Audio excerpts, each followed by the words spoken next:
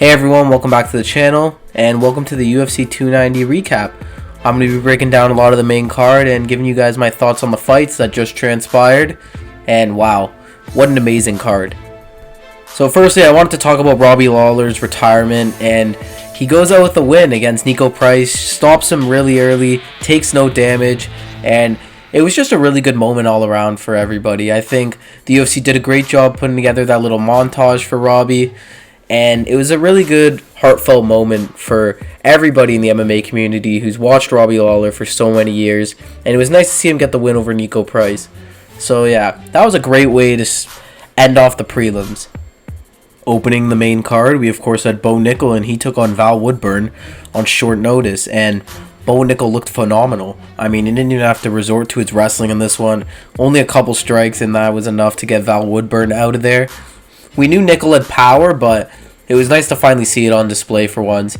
And I think the UFC is going to keep giving him relatively weaker opponents or unranked opponents and just continue to build him up. There's really no rush with Bo Nickal at this point. So this was the fight that kind of surprised me a bit, and that was actually Dan Hooker getting the win over Jalen Turner. I didn't think Turner looked at his best in this fight, but I don't want to take anything away from Dan. I mean, Dan looked good. I wouldn't say great, but he looked good, and it was good enough to get the job done. Apparently he broke his arm in the second round, and I saw a picture of like the bones, and it looked absolutely disgusting. So he's a warrior for pushing through that and finishing the fight and winning the fight. I mean, if you look at the damage, like Hooker clearly took a lot more damage, but he won the rounds. I had him winning round 2 and 3, so I guess it makes sense that Hooker was the one who won, and for now, I guess we'll see what happens with Dan. I mean, this was a big win for him. I don't think a lot of people expected him to get the win here, so we'll see what the UFC decides to do with him next and where he goes from here and who he will potentially be facing. So moving on now to probably the biggest upset on the card, even though personally I didn't think this was as unlikely as everybody made it out to be, and that is Dricus Du Plessis getting the TKO finish over Robert Whittaker. This was a fight that I guarantee you the UFC ended up being the one that was the most happy with this outcome. Well, the UFC and Adesanya. But yeah, Dricus gets the finish over Robert Whittaker, and he looked good in this fight, man. Like, Dricus Du Plessis is a lot better of a fighter than he gets credit for. And to go in there and beat a guy like Robert Whittaker, who's in the pound-for-pound rankings, by the way, just shows the level he's at and where he could be in his career and what he could do against a guy like Adesanya for the belt. So Izzy did hop in the ring after. They shared some words.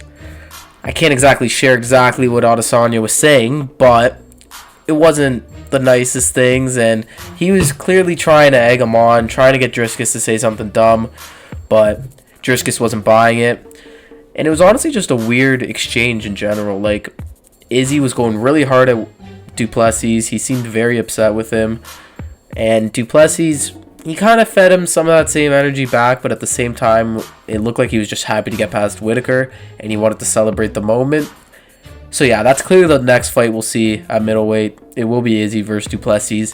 And I think this could end up being a big fight, just with all the backstory and all the build-up going into it. The big difference in this fight seemed to be the power. Du Plessis seemed to have a big strength advantage over Rob, and I'm interested to see how that's going to shape up against a guy like Adesanya, because we know what happens when Izzy comes against powerful punchers like Alex Pereira. So it'll be interesting to see how Dricus' power measures against Pereira's, and if he can really dethrone Izzy. I guess we'll have to wait and see. But yeah, Du Plessis, great performance. He looked good everywhere, and I'm excited for the Adesanya fight. Moving on now to the fight of the night and the potential fight of the year. We have Brandon Moreno versus Alexandre Pantoja. And hats off to Pantoja. He has become the new flyweight champion of the world. As I predicted, I really believed Pantoja was going to win this. I thought he was going to get the finish, but Moreno came to play. Moreno's gotten a lot better since their last fight, as is Pantoja. And this was just a scrap, man. It was a war. Every round, back and forth, punches, knees, kicks, and just a bloodbath. Pantoja found more success on the grappling department, which is why he edged out the win.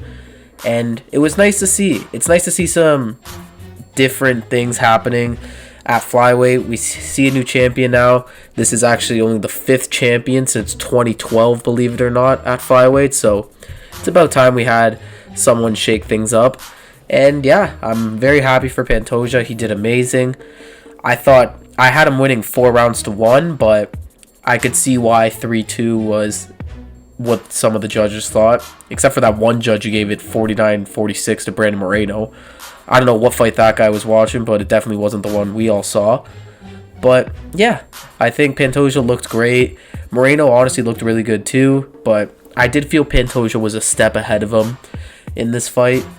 And yeah, great fight. Fight of the night for sure. Fight of the year potentially. Awesome fight for International Fight Week. Moving on to the final fight on this card, and still Alexander Volkanovski retains his featherweight strap against Yair Rodriguez in an incredible fight.